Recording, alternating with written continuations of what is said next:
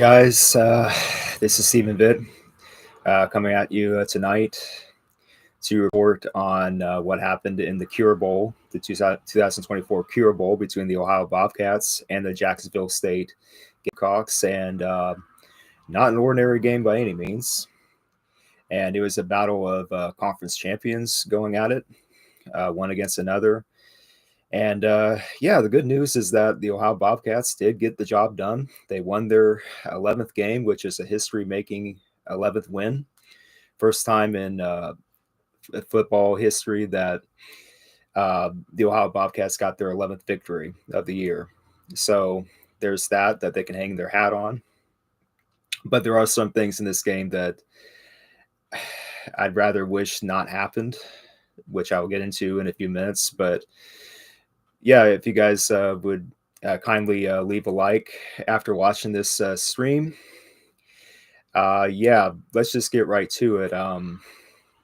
Obviously, not being able to watch a lot of what Jacksonville State had done this year, I had no idea what to expect out of the Gamecocks. Obviously, I don't follow Conference USA football all that much, and if at all.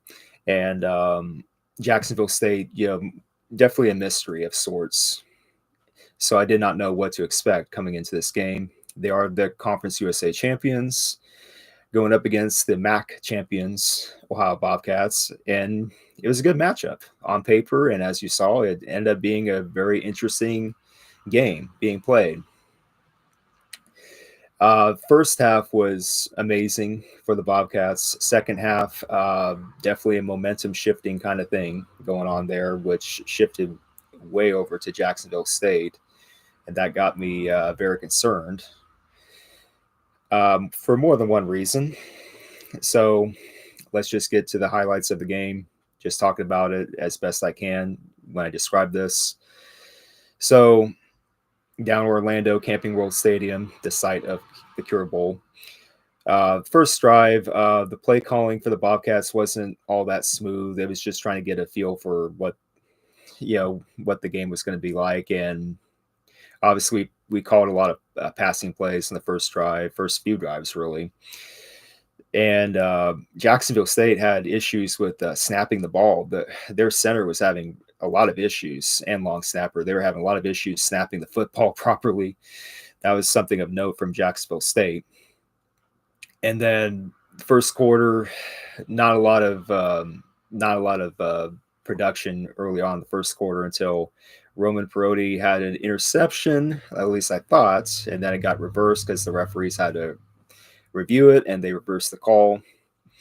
And early on, Parker Navarro, our quarterback, he had off, kind of off at the start, but part of it was because Jacksonville State had a stingy defense, strong defense, throwing him off a little bit.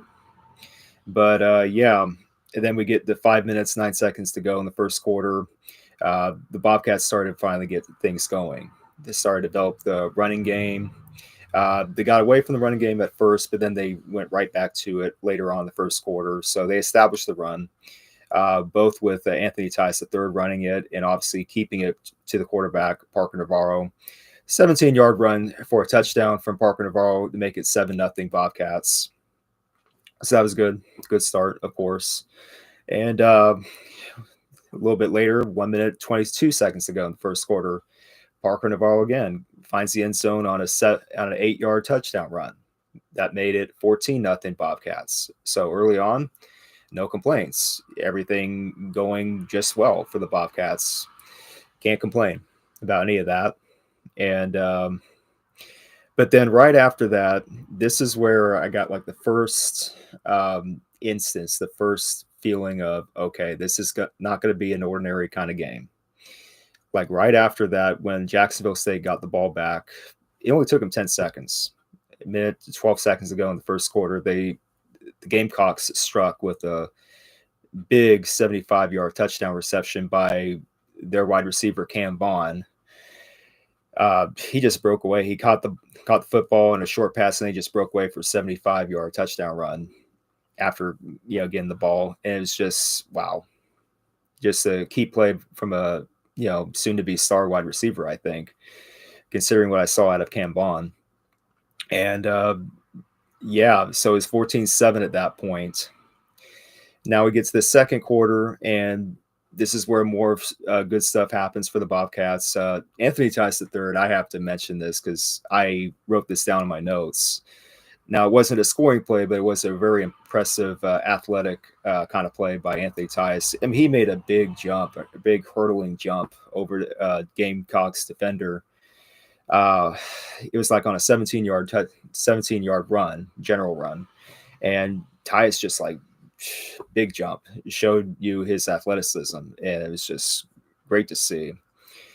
And then 5 minutes, 40 seconds to go, the Bobcats decided to go for it on fourth down. They converted that. Again, another instance of not so ordinary kind of game. And then we get to 4 minutes, 59 seconds to go in the second quarter. Parker Navarro again with another touchdown run, this time 7-yard touchdown run. Made it 20-7. And I say 20-7 because Gianni Spektic missed the extra point kick right after. So we were up 13. Yeah, I mean, nothing to sneeze at. Obviously, we were doing well. First half, we were navigating through all the chaos and the pressure that Jacksonville State was giving us. I really think that we managed it well early on in the first half. No complaints. But as you could see, if you watched that game, the Cure Bowl, you could see that emotions were running high on both sides. Both the Gamecocks and the Bobcats, both teams were getting emotional. And I think more so the Gamecocks because they were just getting really fired up, and overly so, in my opinion. They were just getting overly fired up, and it showed on the football field. I mean, the Bobcats had their moments of getting emotional too, but the Gamecocks more so.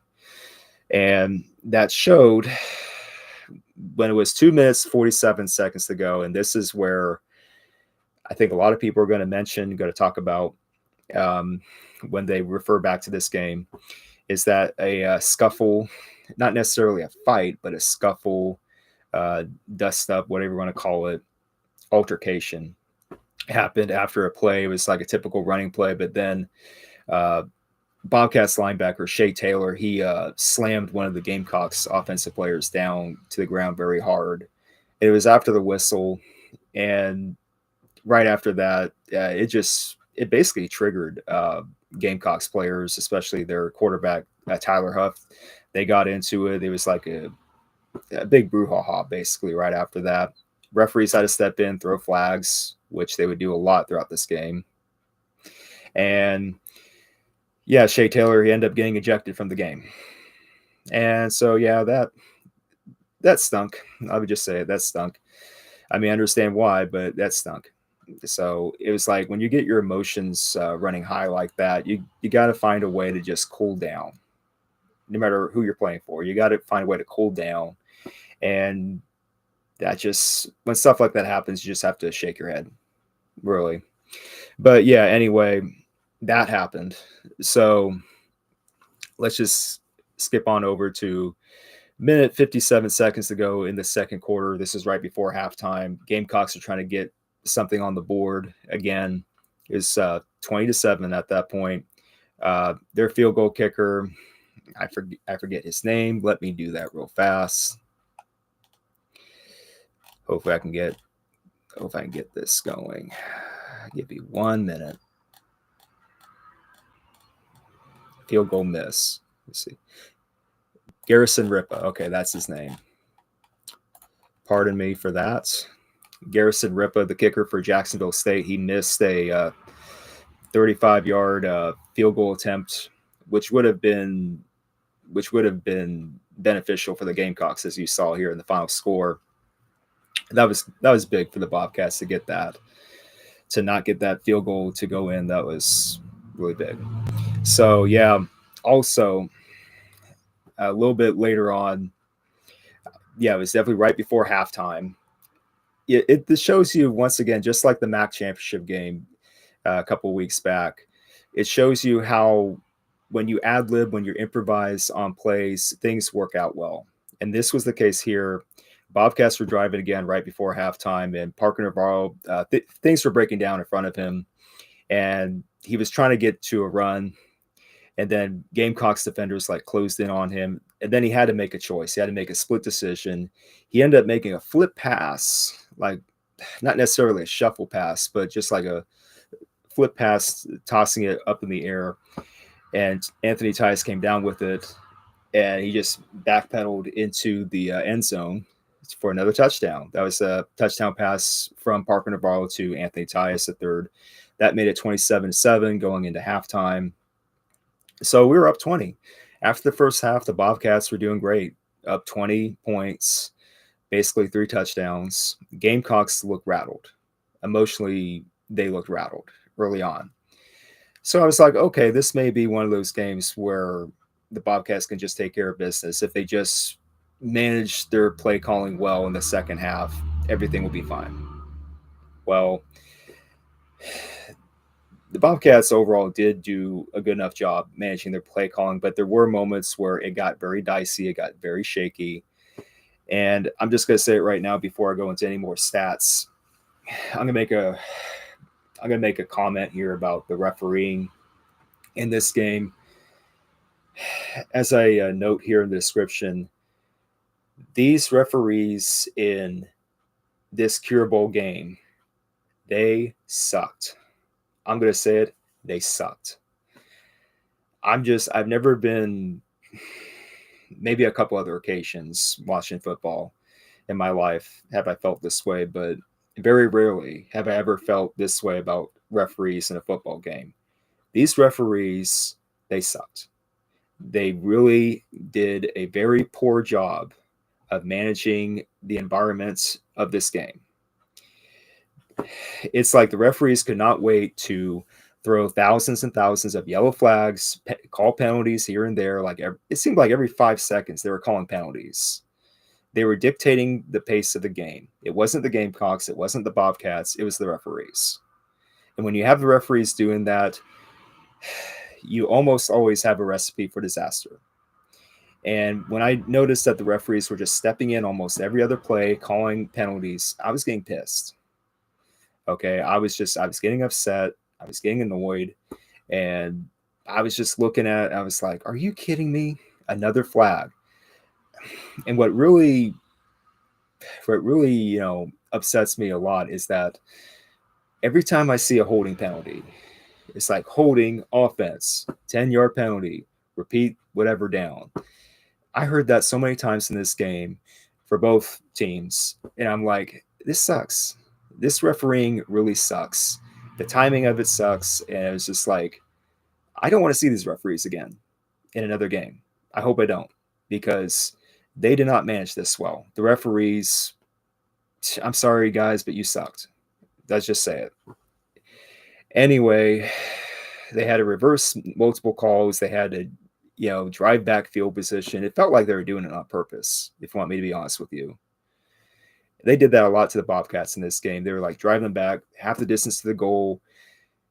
And towards the end of the game, I'm being honest with you guys, it felt like the referees were trying so hard to keep the Jacksonville State Gamecocks in this game.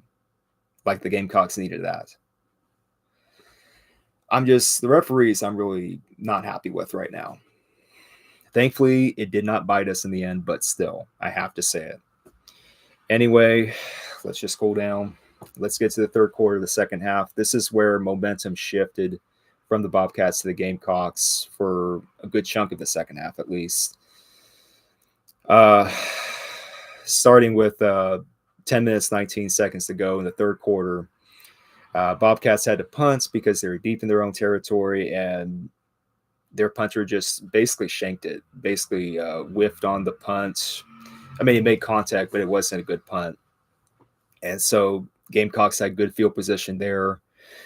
And Tyler Huff, to his credit, Tyler Huff, the quarterback for the Gamecocks, he kept his team in the game. I will give the Gamecocks credit where credit is due. They did not quit. They fought hard. They are the Conference USA champions. Show respect to the Jacksonville State Gamecocks. Duly noted. So Tyler Huff, the quarterback, he had a 7-yard touchdown run with 9 minutes, 36 seconds to go in the third quarter. That cut it to 27-14 Bobcats. Okay. And Now we get to 7 minutes 45 seconds to go. This is where more shaky, dicey stuff happens. Um, Fumble recovery.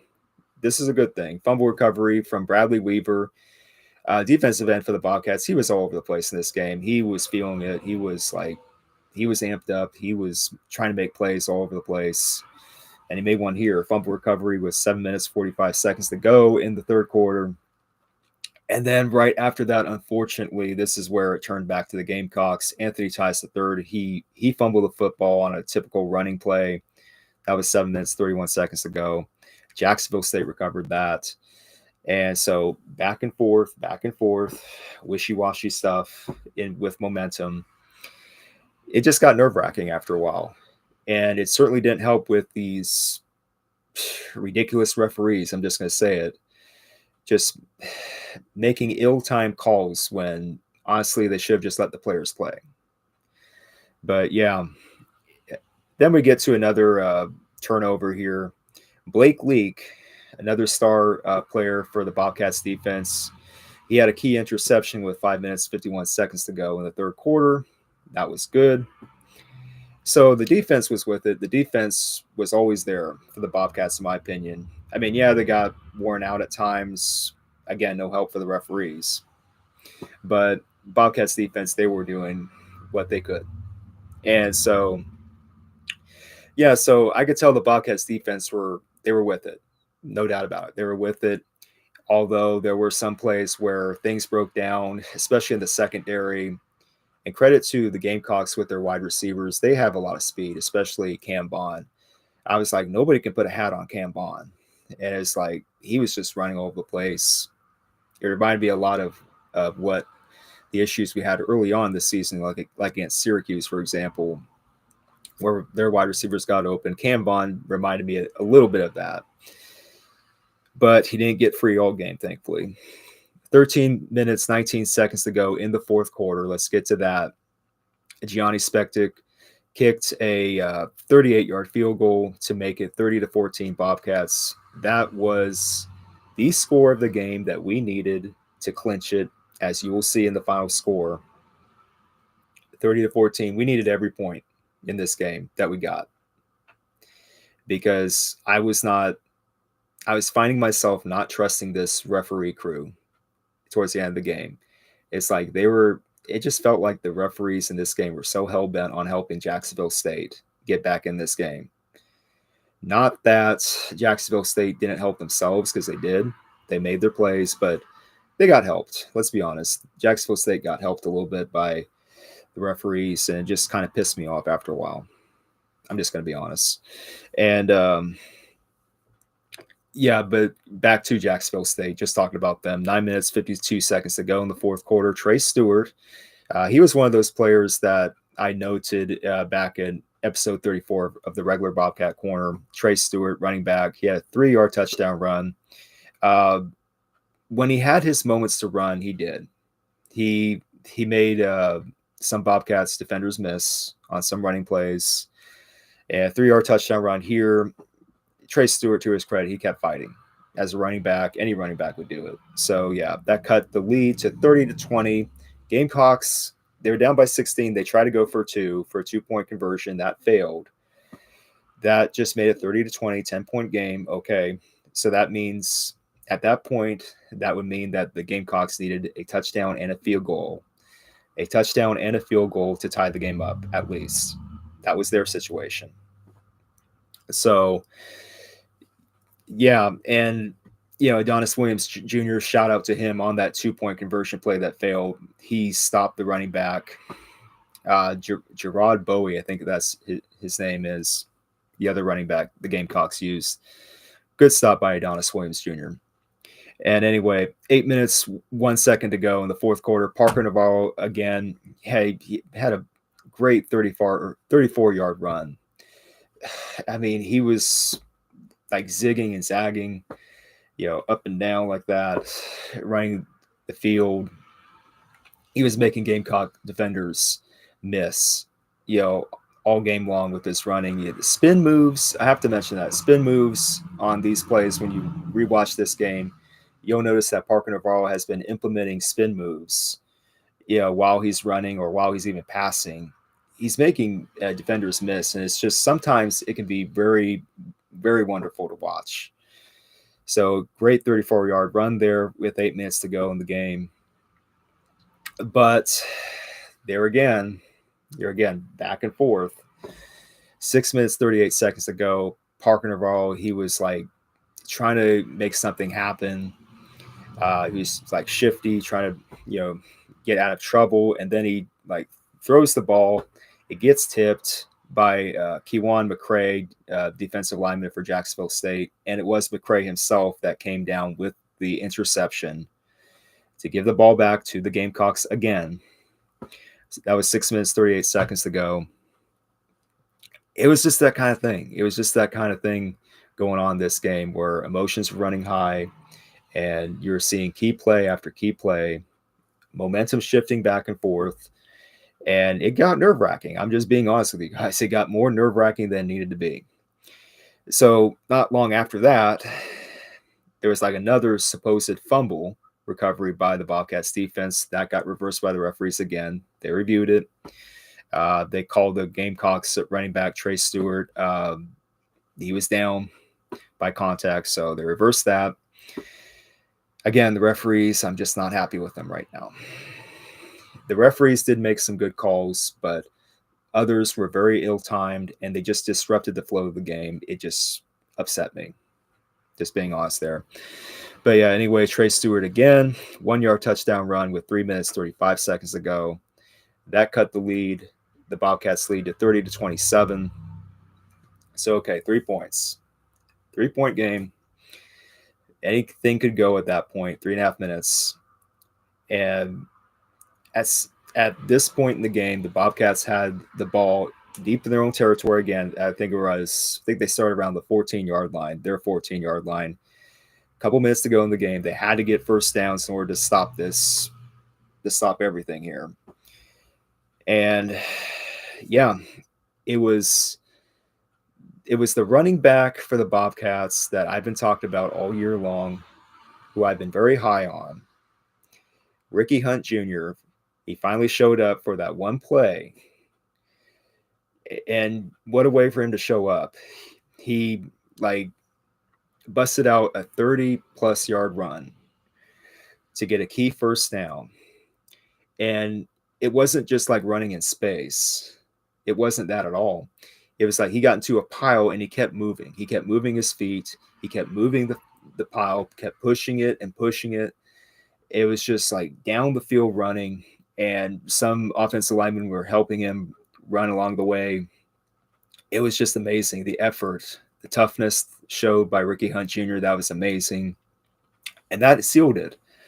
That, for the most part, sealed it. And then once we got to the 2-minute warning, knowing that Jacksonville State called all their timeouts, then we were okay just to kneel the ball.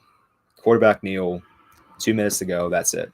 Game over, 30-27, Bobcats win. They get their 11th victory, history making, because in Ohio Bobcats football history, that had never happened before, where a Bobcats team got 11 victories in a single season. Well, it finally happened this year. You can cross that off the list. But what a nerve-wracking way to do it, because the referees were definitely not on our side towards the end of this game. And for the life of me, I have no idea why. I know being a referee, it's a hard job. You have to make, fair calls that could go either way. I get it. But it's just how the referees were handling this. It was just not right. I think they really disrupted the flow of the game so much. They could not get a handle on what was going on between both the Bobcats and the Gamecocks. I was like, and as a fan, when you're watching this, it's like, come on, referees, get out of the way already.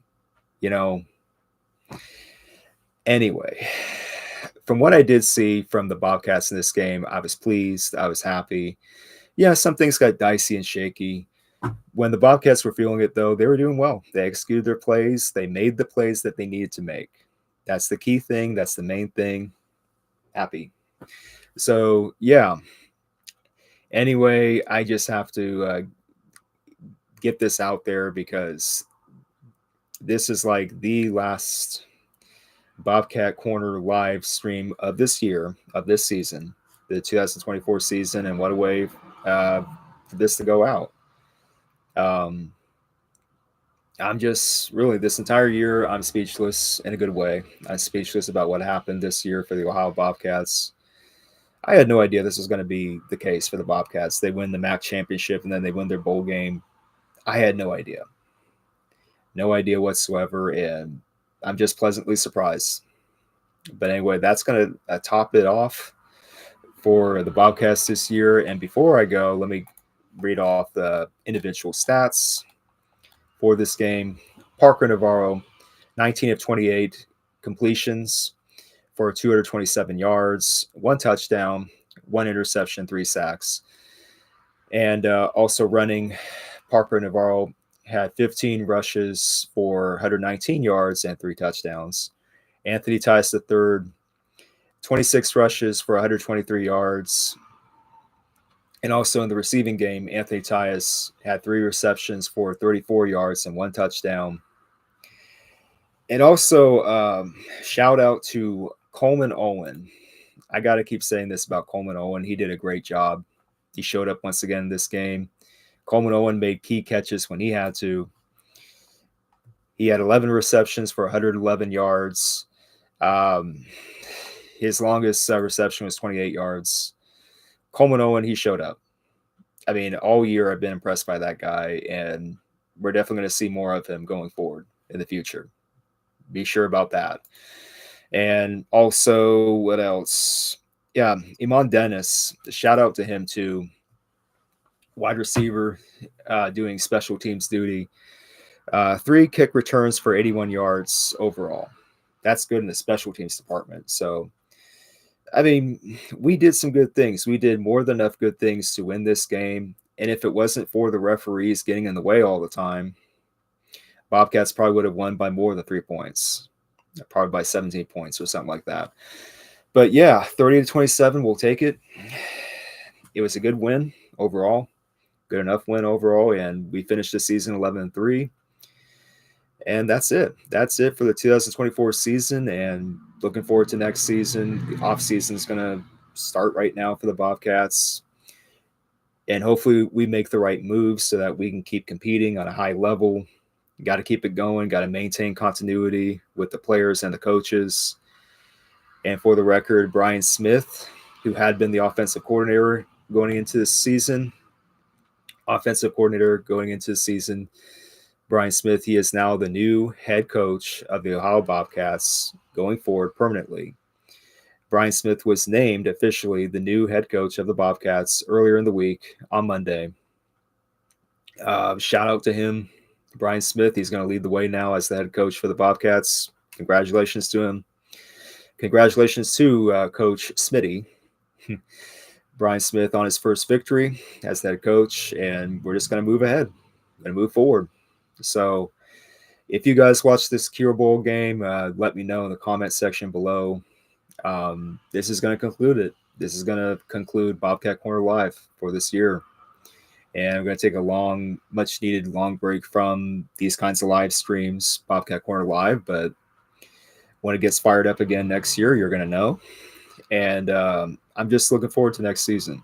Looks like we're on the right path. We're on the right track to more success along the way. Hopefully that is the case. And yeah, I just want to take out this time right now, since we're done talking about the game. I want to take this time right now to just say thank you guys for following me, for supporting me along the way throughout this year. I didn't know what to expect when I started this. Really, I didn't. Way back when, months ago, when I started this thing, Bobcat Corner, the original Bobcat Corner, and this, the live version, I didn't know what to expect. I didn't know how well this is going to be received. And thankfully, you guys have been responding to this. You've been receiving this well, I believe. And I've gotten more support along the way. And I just want to say thank you. I want to say thank you guys for supporting me. I really appreciate it. It goes a long way, and it goes much further than you guys even know. It's very humbling. So anyway, yeah, that's it for me. This is Stephen Vitt reporting. And I'll be making more content eventually, of course, soon enough. You're going to see more content. And speaking of that content, since I just remembered it, you're going to see a nice compilation video of the Ohio Bobcats 2024 season. It will just be talking about stats mainly. I'll see what visuals I can make for you guys. And yeah, just what a great season for the Ohio Bobcats. Be on the lookout for a compilation video of the 2024 season for the Ohio Bobcats. Be on the lookout for that. That may get done by the end of this month. Hopefully, I'm thinking it will. So be on the lookout for that video. Anyway, this is Stephen Vitt. I'm going to be signing out. Just take care for the rest of this month and the rest of this year. We're going to go on 2025 now. And yeah, go Bobcats. Go Bobcats. Take care. Bye.